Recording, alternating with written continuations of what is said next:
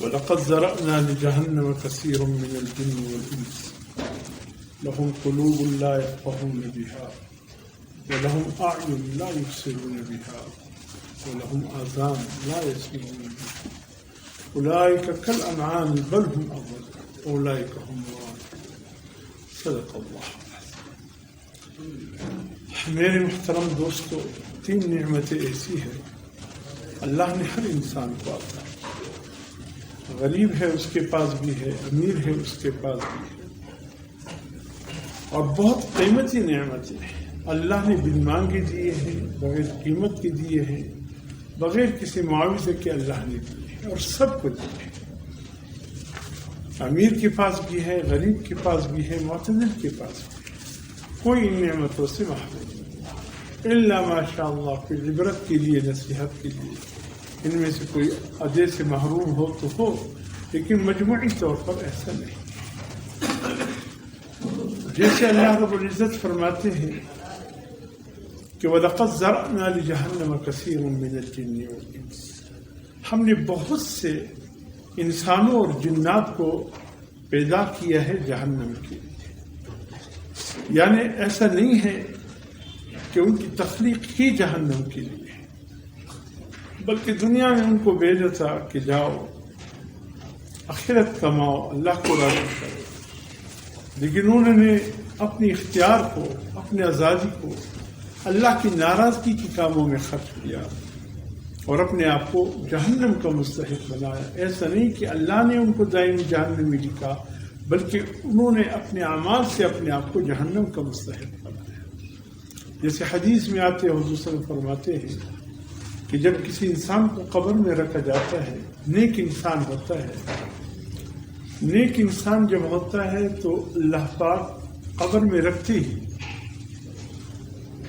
جیسے ایک جنازے کے ساتھ حضور صلی اللہ علیہ وسلم تشریف لے گئے، جب قبر پر آخری بیلچے مٹی کا ڈالا جا چکا، حضور صلی اللہ علیہ وسلم کا رنگ متغیر ہونے لگا اور قبر کی طرف حضور صلی اللہ علیہ وسلم مسلسل دیکھتے رہے۔ صحابہ نے عرض کیا، یا رسول اللہ، آپ اس قبر کی طرف مسلسل دیکھ رہے ہیں تو آپ کے چہرے کا رنگ بھی متغیر ہو رہا ہے، آپ کیا محسوس کر رہے ہیں صاحب قبر؟ فرمائے اس صاحب قبر کی بات نہیں ہے، بلکہ تمام اہل قبور کی بات ہے۔ جیسے ہی آخری بیلچہ مٹی کا ڈالا جا چکا اس صاحب قبر پر، منکر نکیر پہنچ گئے، سوال جواب کا آغاز ہو گیا۔ ابھی ہم کڑے ہیں، کوئی فرد بھی واپس پلٹا نہیں کہ منکر نکیر پہنچ گئے۔ اس ٹائم ہم کڑے ہیں، حضور صلی اللہ علیہ وسلم نے فرمایا ہم کڑے ہیں اس صاحب قبر کی قبر پر، اور اس کا سوال جواب شروع ہو چکا ہے۔ اپنی اس بھائی کے لیے دعا کرو، استقامت کی، کہ اللہ پاک اس موقع پر اس کو استقامت نصیب فرمائے کہ یہ اس ٹائم اگر ان فرشتوں کے سامنے اگر یہ صحیح جواب دینے کے لیے مستقل مزاجی سے قائم رہا، بس کامیابی ہی کامیابی۔ اگر یہاں الجھ گیا، آنے والے تمام منزلیں پہ الجھن کے شکار۔ تو ایک تو یہ مرحلہ، اس لیے حضور صلی اللہ علیہ وسلم فرماتے ہیں قبر کو مٹی کا ڈھیر مت سمجھو، یا جہنم کے گڑھوں میں سے گڑھے خدا نہ کرے، خدا نہ کرے، یا جنت کی باغات میں سے ایک باغ ہے، اللہم اجعلنا منہم، اللہ ہم سب کو عطا فرمائے۔ جانا تو ہے، ہمارے بڑے کہاں چلے، یہی راستہ ہمارا بھی، آج وہی نہیں رہے جن کی ہم نشانی ہے وہ کہاں گئے۔ تو ہمارا بھی یہی راستہ ہے، موت کا ذائقہ بھی چکھنا ہے اور خوش نصیبوں کو قبر میں بھی گلنا ہے۔ اس لیے حضور صلی اللہ علیہ وسلم فرماتے ہیں آخرت کی منزلوں میں سب سے پہلی منزل قبر ہے، اگر یہاں کامیاب ہوا آگے چل کر بھی کامیاب ہے، خدا نہ کرے اگر یہاں ناکام ہوا آنے والی تمام منزلیں ناکام۔ فرمائیں یہ پہلی منزل ہے۔ تو عرض میں یہ کر رہا تھا کہ حضور صلی اللہ علیہ وسلم فرماتے ہیں کہ جب صاحب قبر کو نیک انسان و قبر میں رکھا جاتا ہے، سب سے پہلی کھڑکی اس کے سامنے جہنم کی کھلتی ہے، نیک انسان کے سامنے جہنم کی کھلتی ہے، اور یہ بڑھتے ہوئے آگ کو دیکھتے، شعلوں کو دیکھتے، فرشتے کہتے دیکھو یہ جہنم ہے.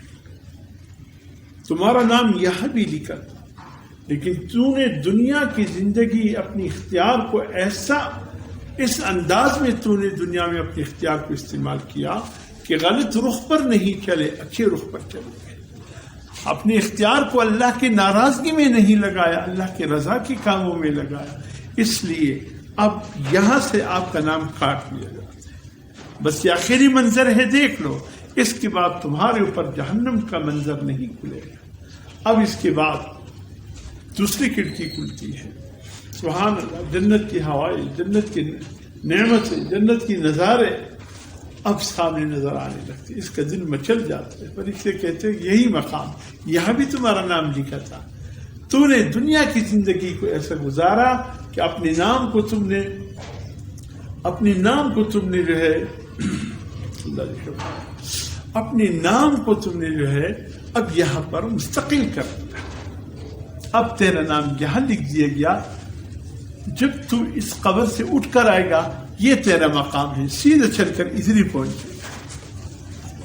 اب نم کنومت العروس، سو جا، ایسے سو جا جیسے پہلی رات کی دلہن سوتی ہے کہ صبح جلد اٹھنے کا فکر نہیں ہوتا، کام کاج کی فکر نہیں ہوتا، جلدی کی فکر نہیں ہوتی. تو اس لیے اس کو قبر میں، اس نیک انسان کو قبر میں دلہن کی طرح کہا گیا. نم کنومت العروس، دلہن کی طرح سو جا. اور جب آواز آتی ہے ایسا، سب پڑے ہیں نیک لوگ سوئے ہوئے ہیں. اور میرے محترم دوستو، اس حدیث سے آپ اندازہ لگائے کہ ہم سب کا نام جہنم میں بھی لکھا ہے، جنت میں بھی لکھا ہے. اب تقدیر کا مسئلہ سمجھ میں آ رہا ہے نا. جہنم میں ایسا نہیں کہ تقدیر میں اللہ پاک نے ہمیں جہنمی لکھ دیا ہم جہنمی ہو گئے، یا تقدیر میں اللہ پاک نے جس کو جنتی لکھ دیا وہ جنتی ہو گیا. ایسی کوئی بات نہیں. دیکھیں، جنت میں بھی نام ہے ہمارے، جہنم میں بھی نام ہے. اگر ہماری یہ دنیا کی زندگی اللہ کی رضا میں گزر گئی، اللہ کو راضی کرنے میں گزر گئی، جہنم سے کٹ جائے گا، جنت والوں میں ہمیشہ کے لیے لکھ جائے گا. جیسے حضرت عمر فاروق رضی اللہ تعالیٰ عنہ فرمایا کرتے تھے، یہ شب برات کی رات تھی، وہ رو کر دعا مانگ رہے تھے کہ یہ سورت رات کی آخری آیت ہے، وَعِنْدَهُ أُمُّ الْكِتَابِ، یہ آخری آیت ہے. اس پر سورت رات ختم ہو گیا، آگے سورہ ابراہیم شروع ہو رہا ہے. وَعِنْدَهُ أُمُّ الْكِتَابِ، یہ اس آخری آیت کے آخری الفاظ ہیں. یہ آیت پڑھ کے حضرت عمر فاروق رو رہے تھے. حضرت عمر فاروق رو کر کسی نے کہا امیر کیوں اتنا روتے ہو؟ فرمایا یہ آیت مجھے رلا رہا ہے. یہ آیت کہہ رہا ہے نام ہر انسان کے نام جہنم کے دروازے پہ بھی لکھے ہیں، جنت کے دروازے پہ لکھے ہیں. جس کے لیے اللہ چاہے جہنم کے دروازے سے مٹا دے، جنت کے دروازے پر ہمیشہ کے لیے ثبت کر دے. اس لیے کہ وَعِنْدَهُ أُمُّ الْكِتَابِ، اصل کتاب اللہ کے پاس، اصل کتاب اللہ کے پاس ہے. میں اللہ سے کہتا ہوں یا اللہ اس اصل کتاب میں میرا نام جہنم سے کاٹ کر جنتی والوں کے فہرست میں ڈال. اللہ اکبر. جس کو دنیا میں جنت کی بشارت مل چکی ہے اس کا یہ حال. جس کو دنیا میں جنت کی بشارت مل چکی ہے، حضور صلی اللہ علیہ وسلم نے بارہا فرمایا عمر فی الجنہ، عمر جنت میں ہے.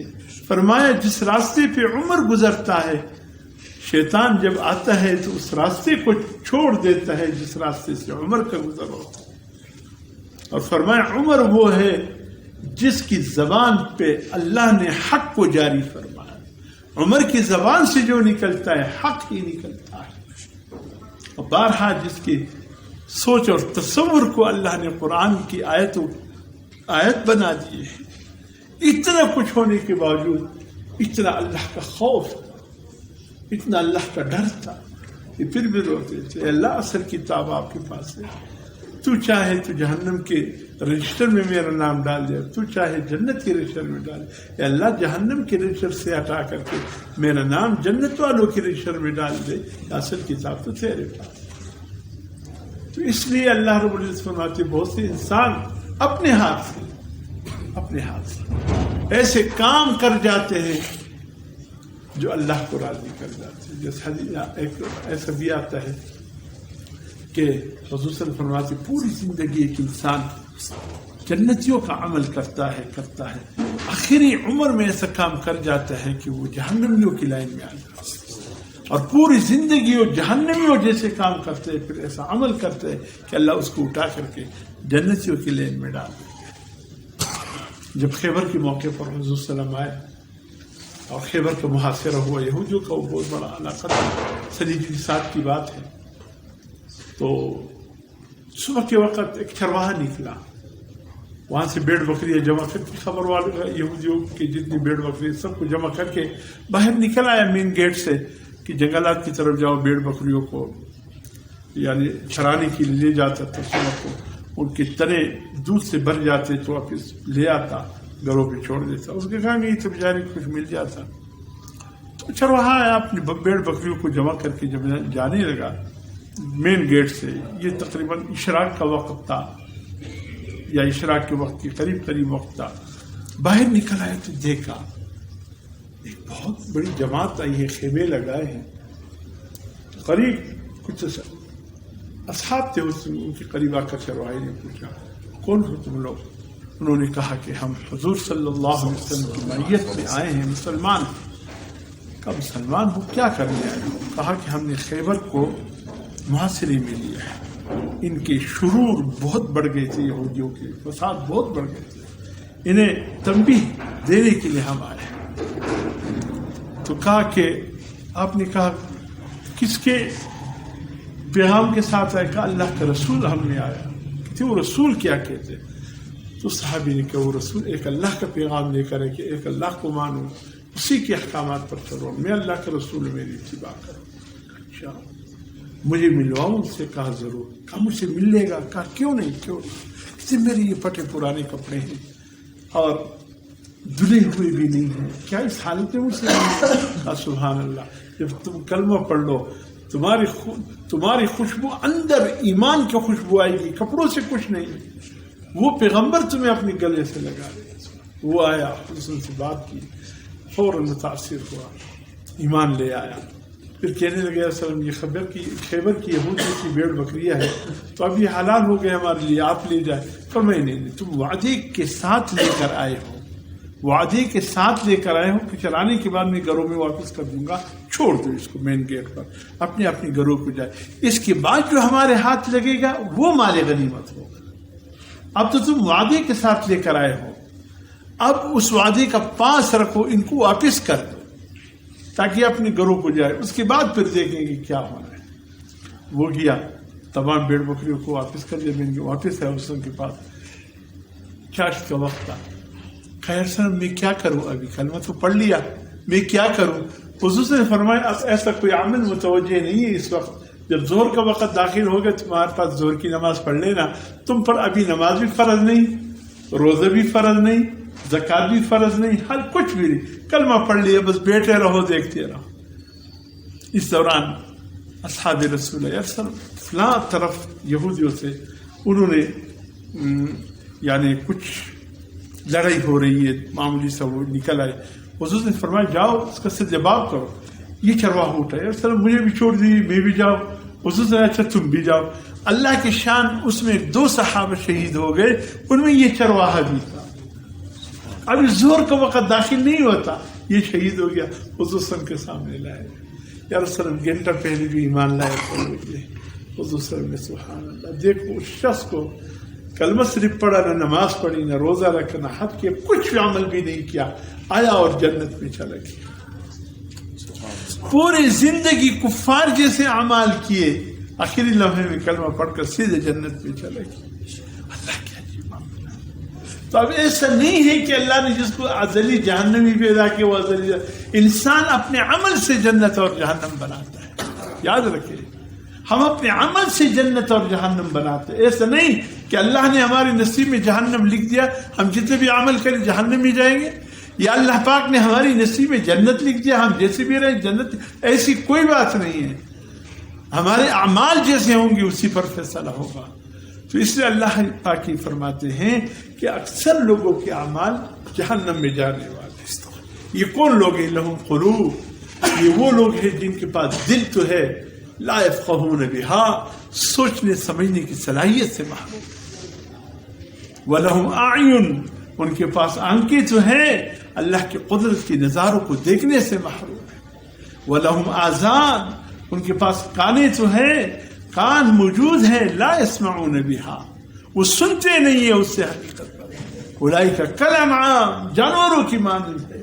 بل ہم اضل بلکہ جانور جس مقصد کے لیے پیدا کیے، کوئی دودھ دے رہا ہے، کوئی گوشت مہیا کر رہا ہے، کوئی ہماری ذوق کی تسکین کے لیے پنجروں میں قید ہو کر ہماری ذوق کو تسکین پہنچا رہے ہیں.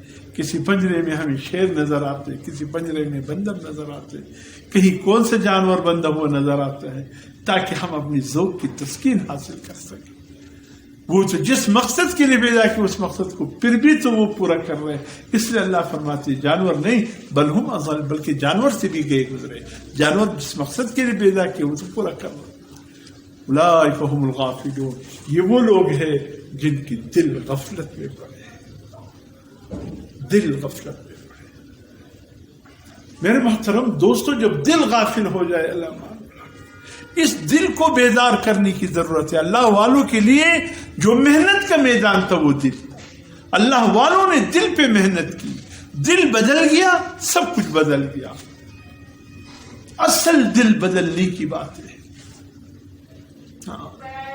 دل اگر نہیں بدلا پھر تو اولئک کالانعام اولئک هم الغافلون ہے. یہ دل اللہ کو دی ہے. حضرت خواجہ حسن بصری رحمۃ اللہ علیہ بیان فرما رہے تھے. بیان کے بعد ایک شخص آیا کہ حضرت ہمارے دل سو گئے، سوئے. فرمایا کیسے؟ فرمایا حضرت ابھی آپ نے بیان کیا، اتنی اچھی بیان ہوا، لیکن اس سے بھی ہمارے دل پھر بھی بیدار نہیں ہوئے. خواجہ حسن بصری رحمۃ اللہ علیہ تابعین کا دور ہے. حضرت آپ نے اتنی اچھی باتیں کی. اور خواجہ حسن بصری کون شخص ہے؟ کون شخص ہے جس جنازے میں خواجہ حسن بصری شرکت فرماتے، اللہ کسی کے خواب میں اس مردے کو لے آتا اسی رات، وہ کہتے اللہ نے میری مغفرت کر دی. فرمایا کیوں مغفرت ہو گئی تیری، کس عمل پر؟ کہا کہ میری جنازے میں خواجہ حسن بصری نے شرکت کی. اللہ نے فرمایا خواجہ کی وجہ سے کہ اس کی شرکت ہو گئی تیری جنازے میں، بس تجھے ہم معاف کرتے. کبھی کبھی جنازے میں ایسی ہستیوں کی شرکت ایک شخص کی گناہوں کے معاف ہونے کا ذریعہ بن جاتا ہے. ایسی شخصیت تھی حضرت خواجہ حسن بصری. تو کسی نے آ کر حضرت آپ بات کرتے ہیں لیکن دل پہ اثر نہیں ہوتا، دل ہمارے سو گئے ہیں. فرمائے سوئے نہیں، یہ دل مو گئے ہیں، یعنی مر گئے ہیں. اس لیے کہ سوئے ہوئے شخص کو جگائے تو وہ جاگ جاتا ہے، مرے ہوئے کو جتنے بھی آپ جگاؤ نہیں جاگتا ہے. یہ مرا ہوا دل ہے. اللہ اکبر. اللہ کرے ہمارے دل ایسا نہ ہو، اللہ کرے ہمارے دل مرے ہوئے نہ ہو.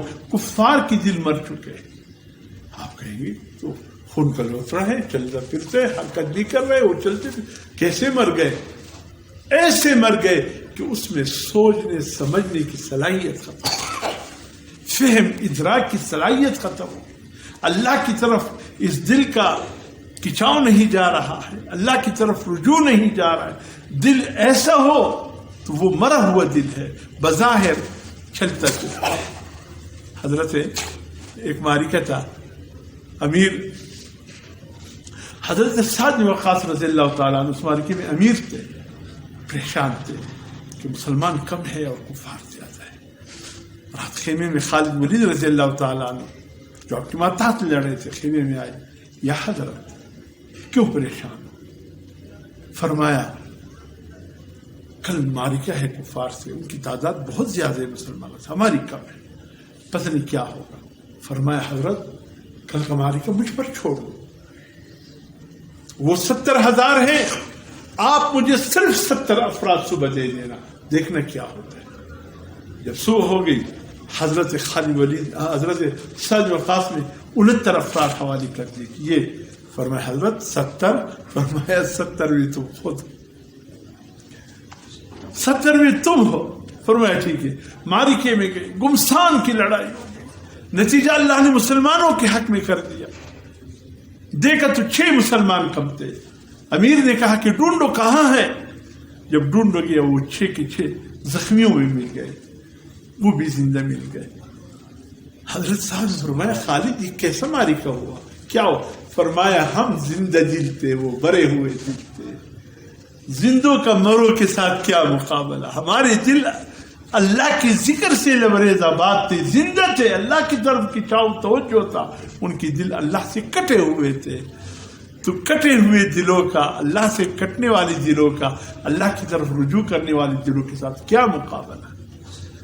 تو اس لیے میرے محترم دوستو، دل بہت بڑی نعمت ہے. مزید انشاءاللہ یہ 3 نعمتیں جو میں نے ذکر کی، اس کی بقیہ تفصیل انشاءاللہ آئندہ جمعہ عرض کروں گا. اللہ عمل کی توفیق. حضرات مل کر سب سے